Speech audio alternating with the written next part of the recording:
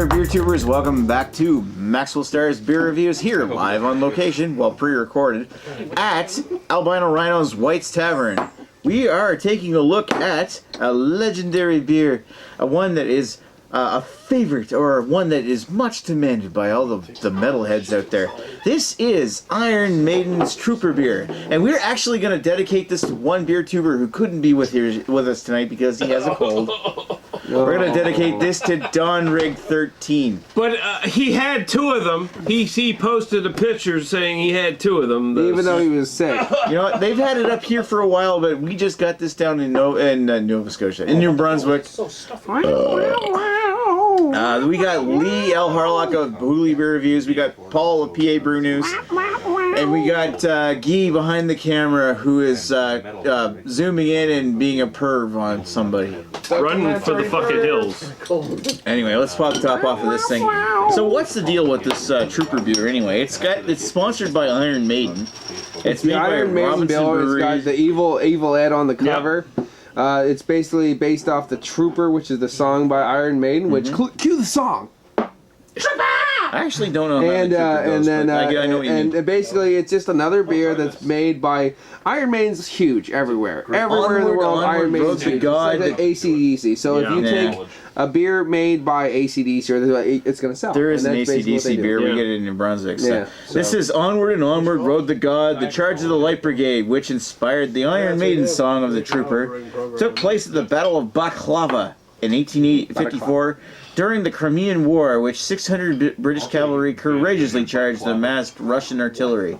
This gallant but foolhardy assault resulted in a massive loss of life and came about due to a misunderstanding of an order given by the commanding officer, Lord Radlin. So this beer is celebrating failure. Yeah. Well, that's basically all of England all the time. Run for your life, failure beer. Yeah. Let's give this a try. Here, give me your glass. Why didn't they just call this Run for the Hills? Yeah. Run for the hills, yeah. At least the Indians killed lots of white men. Yeah. Yeah, will this beer make us run for the hills, or will it make us run for our lives? I'm going that this is going to be a standard English bitter. I'm going for the style anyway. That's what I'm pretty sure they're going to go for. I don't know if there's any bottle conditioning going on, or if it's probably not. I'm guessing not. It's a gimmick beer. So is it more like that kind of Wells and Young style beer, more so than actual? Yeah. Okay. Well, that's cool. Who actually is the brewery that produced this? Robinson's. Robinson's. Okay. Oh, sorry, just a sec. Used to live in Niagara Falls. Alright, go ahead. It's Robinson's Brewery in the UK. I'm not sure what part of UK. I'm getting a little bit of soft citrus and some earthy notes. Real soft though. Very sweet. Very sweet. Very little hop to it. It's almost like you pick up a little. If it's any kind of hop, it's some kind of Fuggles or something.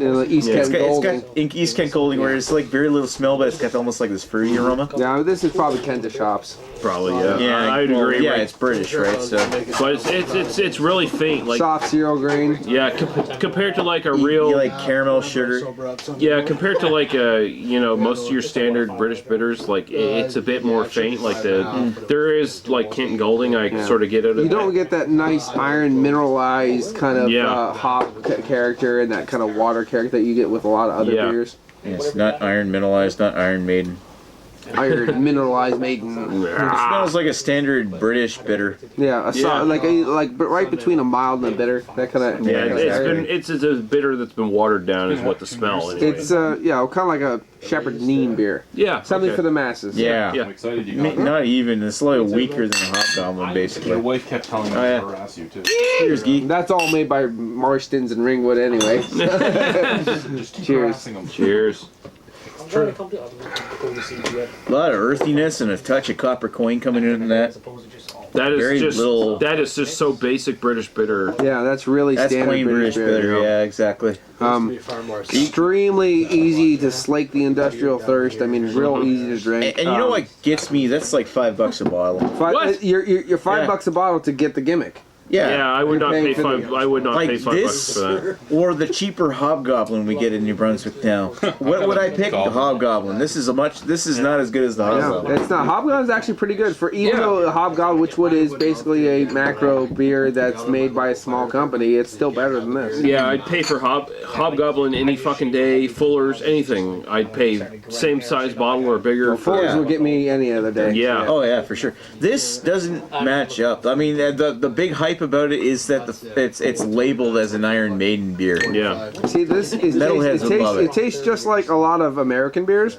It just you get a little bit of a copper minerally and nice earthy tone that you don't get with some. I don't know, But there's nothing that really differentiates. I almost think it's almost about as good as like Ruddles County or something. On for 20 years. Like, You got Ruddles County, have you? No. No. just happened. All right. I will say this though, like It's having a lot of British beers. Oh, yeah. It's not bad. It's not bad at all, but it's just so fucking bottom of the barrel baseline British bitter. This is that- as standard and low key as you can get Yeah. without being bad. Yeah, exactly.